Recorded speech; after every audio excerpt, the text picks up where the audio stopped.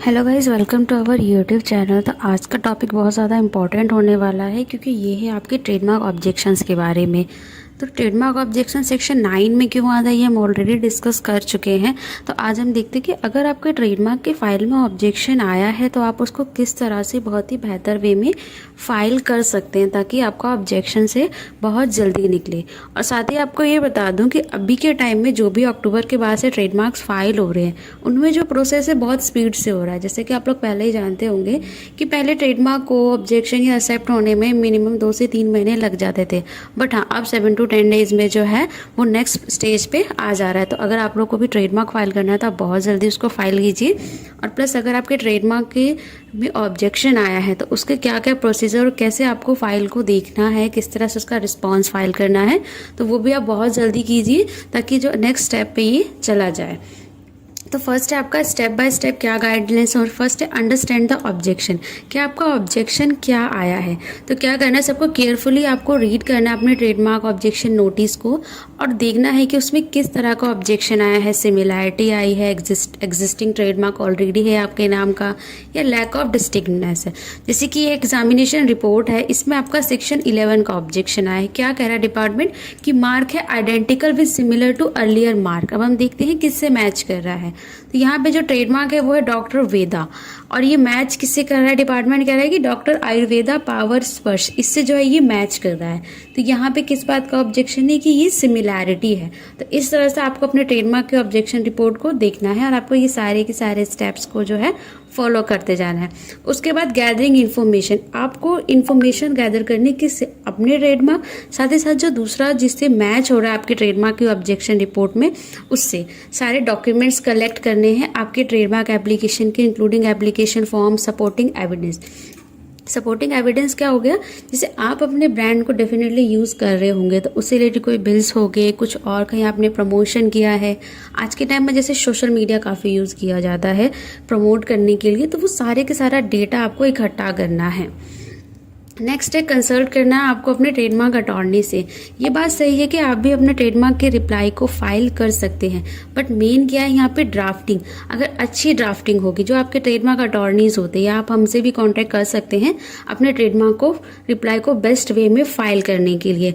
अब स्पेशलिस्ट क्यों, क्योंकि जब आपका रिप्लाई का ड्राफ्ट फाइल होता है आप जस्ट उसमें सेंटेंसेस लिखेंगे, बट जब उसको एक प्रोफेशनल उसको ड्राफ्ट करता है तो उसको बहुत अच्छे से फाइल करता है। वो क्या करता है, उसमें इंसाइट्स डालते हैं, ऑब्जेक्शन उनका बेहतर वे होता है किसी चीज़ को शो करने का। नेक्स्ट है लीगल रिक्वायरमेंट्स, किस चीज़ से डालनी, स्ट्रेटजीज क्या होगी, क्या स्ट्रॉन्ग रिस्पॉन्स जो है फाइल किया जाए ताकि जो है अर्ली अपने अगले स्टेज पे चला जाए। नेक्स्ट है review legal basis, understand the legal basis for the objection and the review relevant trademark laws. आपको भी पता है जो लॉज है वो चेंज होते रहते हैं, तो इसी तरह से हर टाइम जैसे चेंजेस आते रहते हैं तो रिप्लाई का तरीका भी बदलता है। उसमें नए नए केस स्टडीज़ है, उन सब चीज़ों को डाला जाता है। जो डिपेंड करता है, जो आपके स्पेशलिस्ट होते हैं उनको आइडिया होता है, वो डेली इसी चीज़ में डील करते हैं, तो उनको आइडिया होता है किस तरह से हम अपना रिप्लाई बेहतर वे में फाइल करें ताकि आपके ट्रेडमार्क को एक अच्छा सा सपोर्ट मिल पाए। तो नेक्स्ट है ड्राफ्ट अ कॉम्प्रिहेंसिव रिस्पॉन्स। अब ट्रेडमार्क रिप्लाई के बेस पे हम एक कॉम्प्रिहेंसिव रिस्पॉन्स को फाइल करेंगे। कैसे, एक डिटेल और वेल ऑर्गेनाइज रिस्पॉन्स और एड्रेस पॉइंट करेंगे ईच ऑब्जेक्शन का। जैसे कि आप इस ऑब्जेक्शन रिपोर्ट में देखेंगे इसमें एक ही ऑब्जेक्शन है तो इसके अकॉर्डिंग रिप्लाई ड्राफ्ट होगा। कई बार मल्टीपल्स होते हैं तो मल्टीपल में जो है रिप्लाई को रिप्लाई के ड्राफ्ट्स के पॉइंट्स को क्लियर किया जाएगा। कई बार नेम्स को लेकर, कई बार लोकेशन में अलग होती है, वर्क अलग होता है, थोड़ा बहुत मैच होता है बट फोनेटिकली बोलने में अलग है, देखने में अलग है, तो ये सारी चीज़ों को एक रिस्पॉन्स फाइल किया जाता है।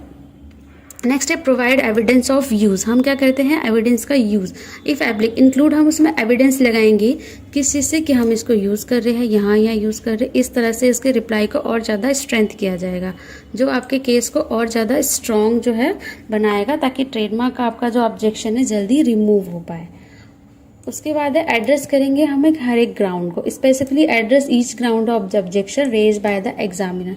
एग्जामिनर ने कई बार कितने भी एड्रेसेस हैं पॉइंट्स को किया है, जैसे कि आप इसमें देखेंगे तो इसमें डिपार्टमेंट क्या कह रहा है, मार्क इज आइडेंटिकल और similar earlier mark respect in identical similar goods description. Department क्या कह रहा है, आपका मार्क भी देखने में सेम है और आपका डिस्क्रिप्शन भी सेम है। तो इस तरह से जो है कंफ्यूजन क्रिएट हो सकती है पब्लिक में। बट आप देखेंगे कि दोनों अलग है, डॉक्टर वेदा और डॉक्टर आयुर्वेदा दोनों बहुत ही अलग अलग चीज़ हैं। प्लस इसमें और भी पॉइंट्स हैं, तो वो क्या करेंगे, जो प्रोफेशनल होते हैं उनके देखने का नज़रिया अलग होता है। तो इस तरह से एक अच्छा उसका रिप्लाई फाइल किया जाएगा, ड्राफ्टिंग अच्छे से होगी। नेक्स्ट है amendment application. Amendment of application में क्या होता है कि कई बार फॉर्म फाइल करते वक्त कुछ मिस्टेक्स हो जाती है, उसको लेकर भी ऑब्जेक्शन आना है। अगर अमेंडमेंट की ज़रूरत है तो उसमें हम अमेंडमेंट भी फाइल करेंगे, और अमेंडमेंट भी क्लियरली अच्छे से फाइल करना होता है। नेक्स्ट आता है यूज़ प्रोफेशनल लैंग्वेज। डेफिनेटली जब आप किसी प्रोफेशनल को हायर करेंगे तो वो अपनी प्रोफेशनल लैंग्वेज को यूज़ करेंगे, एक लीगल लैंग्वेज को यूज़ करेंगे, जो एक रिस्पेक्टफुल टोन होगी। और जब एग्जामिनर आपके रिस्पॉन्स को रीड करेगा तो उसको भी लगेगा कि प्रॉपर रिप्लाई फाइल हुआ है और अच्छे से सारे पॉइंट्स को रिकवर किया गया है। बट अगर हम नॉर्मली अगर करेंगे तो हो सकता है हम इमोशनल लैंग्वेज का यूज़ कर दे, फोकस हट जाए हमारा लीगल पर से। बट क्या है, दोनों ही चीज़ें इंपॉर्टेंट होती है। प्रोफेशनल वर्क के लिए आप हमेशा प्रोफेशनल्स को ही हायर करें। नेक्स्ट है टाइमली सबमिशन। अब टाइमली सबमिशन के बारे में एग्जामिनेशन रिपोर्ट में ऑलरेडी मेंशन होता है, जिससे कि यहाँ पे आप देखेंगे, here the above applicable is liable to refuse. Accordingly, you are requested to submit your response submission supporting document within a month. मतलब जिस दिन आपकी एग्जामिनेशन रिपोर्ट इशू हुई है उससे 30 डेज के अंदर में आपको रिप्लाई फाइल करना होगा, अदरवाइज डिपार्टमेंट उसको रिफ्यूज कर सकता है। तो सिंपली है, टाइमली आपको जो है सबमिशन करना है, डेडलाइंस का वेट नहीं करना है, ताकि आपका ट्रेडमार्क अबेंडन होने से बच जाए। नेक्स्ट है follow official procedure. Official procedure क्या होती है? अदर ऑफिशियल प्रोसीजर ये है कि ट्रेडमार्क ऑफिस में या ट्रेडमार्क्स के लिए जो भी एक प्रोसेस बनाया गया है, जिस तरह से आप अपना रिप्लाई फाइल करेंगे। ऐसा नहीं है कि आपके एग्जामिनेशन रिपोर्ट में जो एड्रेस लिखा है आपने उस पर रिटर्न सबमिशन डाल के भेज दिया, वो मे भी कई बार कंसीडर ना भी किया जाए। बट अगर आप ऑनलाइन फाइलिंग कराएंगे तो वो क्या होगा, आपके पास प्रॉपर रिसिप्ट आएगी, एट द टाइम ही वो शो होने लगेगा और एट द टाइम ही उस पर एक्शन लिया जाएगा। नेक्स्ट है कंसीडर नेगोशिएशन। नेगोशिएशन क्या है? अगर ऑब्जेक्शन कॉन्फ्लिक्ट करता है किसी एग्जिस्टिंग ट्रेडमार्क से, तो उसमें क्या है, जो ऑनर्स ऑफ द ट्रेडमार्क है, कई बार क्या होता है आप दोनों ऑनर्स बैठ के अपना इश्यू को सुलझा लेते हैं और जो दूसरा ऑनर है वो एक एनओसी डाल देता है कि ठीक है उसे कोई इश्यू नहीं है। तो इस बेस पे भी जो है ट्रेडमार्क डिपार्टमेंट आपके ऑब्जेक्शन को रिमूव कर सकता है। तो इस तरह के भी ऑप्शंस को ट्राई किया जा सकता है। जैसे कि इस केस में हम देख सकते हैं, अगर फिर भी किस पे तो दोनों के जो ओनर्स हैं वो आपस में डिस्कस कर सकते हैं, ठीक है कि इनको प्रॉब्लम नहीं है तो ये अपना एक एनओसी दे देंगे, तो इनको जो डॉक्टर वेदा है इनको अलाउ हो जाएगा अगर ज़रूरत पड़ती है तो ये सारे लीगल टर्म्स होती है, लीगल थ्रू ही आप जो है डिस्कस कीजिए। नेक्स्ट है प्रिपेयर ऑफ हियरिंग्स। अगर किसी भी रीजन से ट्रेडमार्क जो है रिप्लाई पर एक्सेप्ट नहीं होता है तो वो हियरिंग पे चला जाता है। हियरिंग में क्या होता है, जैसे आपने ट्रेडमार्क रिप्लाई के टाइम पे आपने रिटर्न सबमिशन दी है, तो आपने रिटर्न सबमिशन दी है तो वो रिटर्न सबमिशन सबमिट होगी, फिर भी एग्जामिनर को लगता है कि ठीक है इससे वो सेटिस्फाई नहीं है तो वो हियरिंग पे डाल देते हैं। हियरिंग कोई डरने की चीज़ नहीं है। इसमें क्या होता है, आज के टाइम में वीडियो कॉन्फ्रेंसिंग के जरिए हियरिंग्स होती है, उसमें जो आपके अटॉर्नीज होते हैं, जो प्रोफेशनल जिनको आप हायर करेंगे अपने ट्रेडमार्क के लिए, तो वो क्या करेंगे, वो वीडियो कॉन्फ्रेंसिंग के थ्रू आपके केस को प्रेजेंट करेंगे एग्जामिनर के सामने। प्लस जितनी भी एविडेंसेस, बिल्स, जिस भी तरह से आप यूज़ कर रहे हैं, कोई सोशल मीडिया, वो सारी चीज़ों को वो प्रेजेंट करेंगे एक प्रोफेशनल वे में। तो इस तरह से क्या होगा, आपके ट्रेडमार्क का एक अच्छे से प्रेजेंट किया जाएगा तो पॉसिबिलिटी बढ़ जाती है एक्सेप्टेंस की।